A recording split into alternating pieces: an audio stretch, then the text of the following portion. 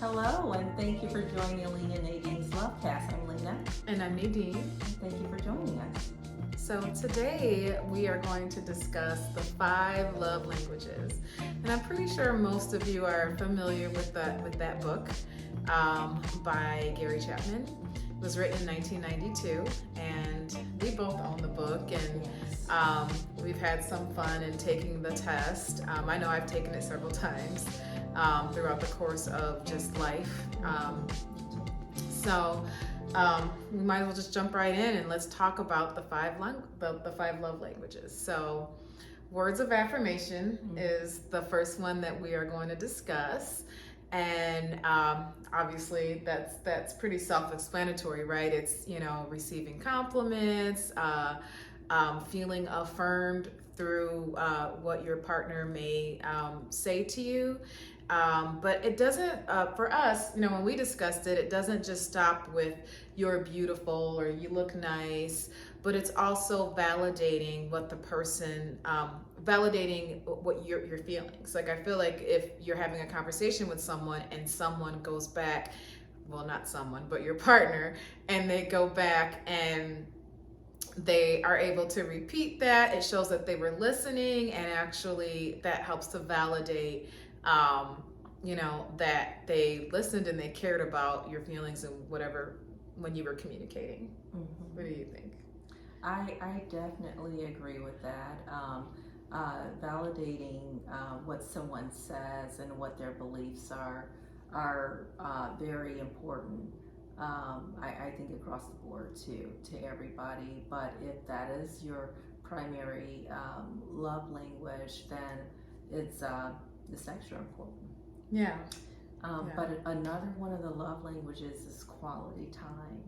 Mm-hmm. And that time is absolutely intentional. And it's a time to communicate, to give your undivided attention to someone, and just have a good time together, spending your time together. Emphasis on quality too. Mm-hmm.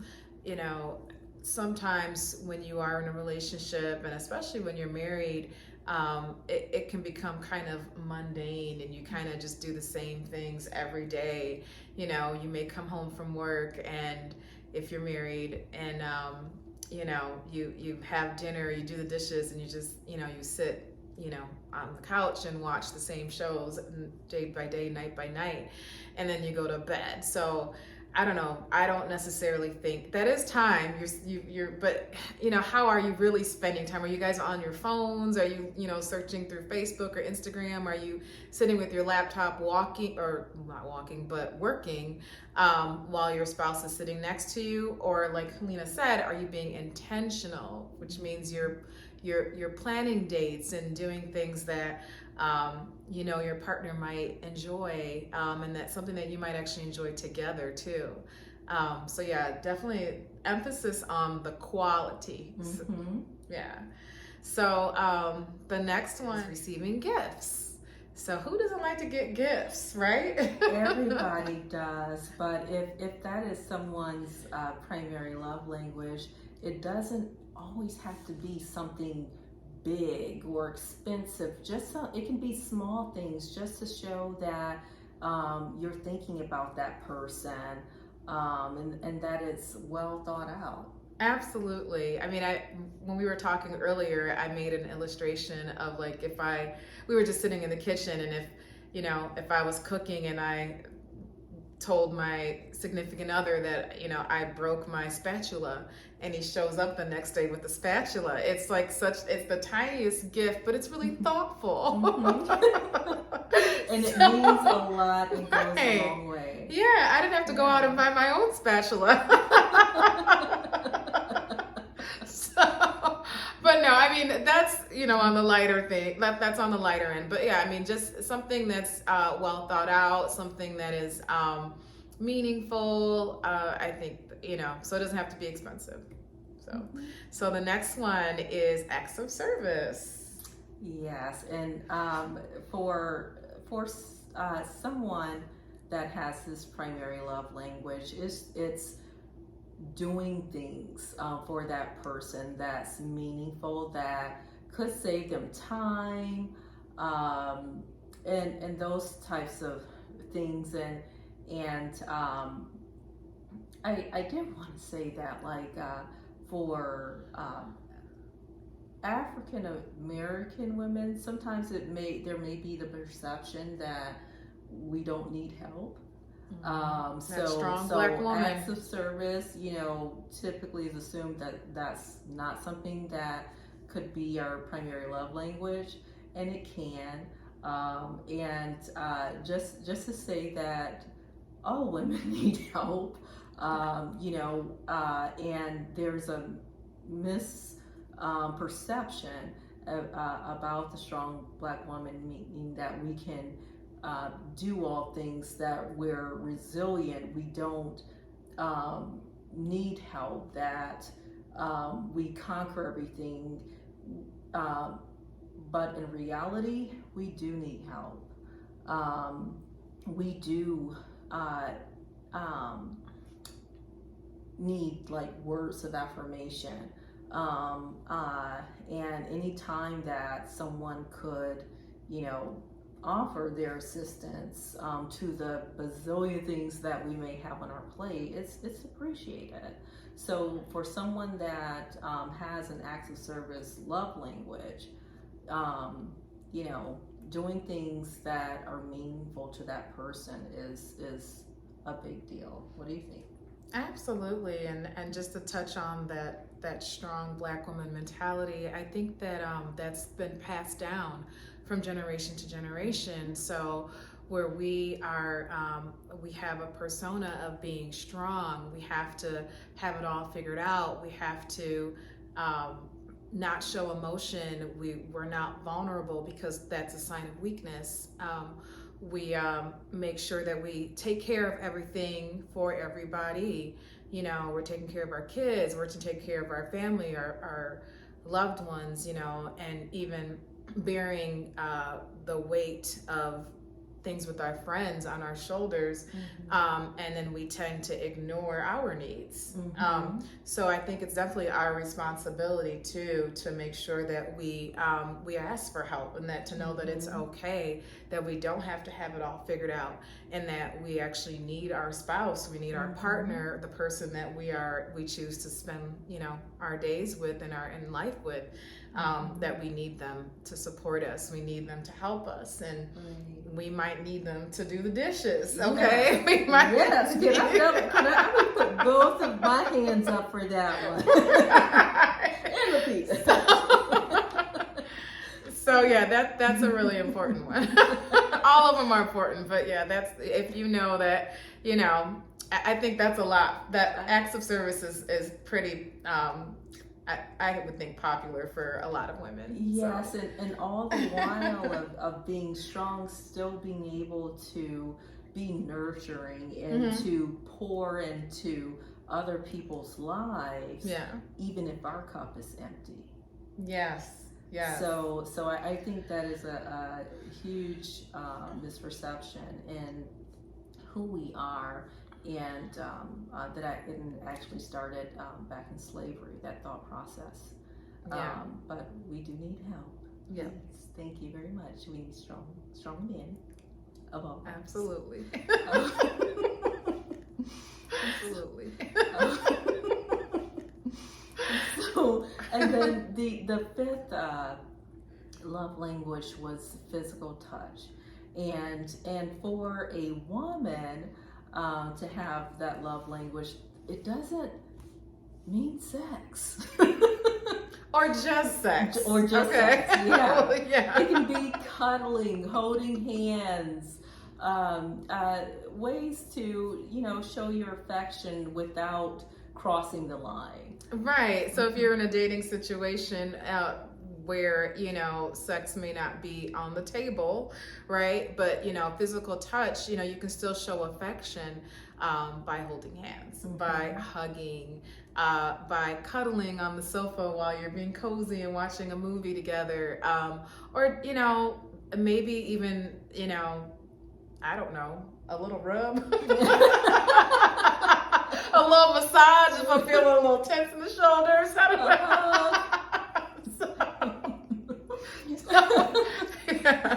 So yeah, I mean, it doesn't, but obviously, in a marital situation, yes, it does mean sex too, and that's important. I think sex is very important in a marriage. So,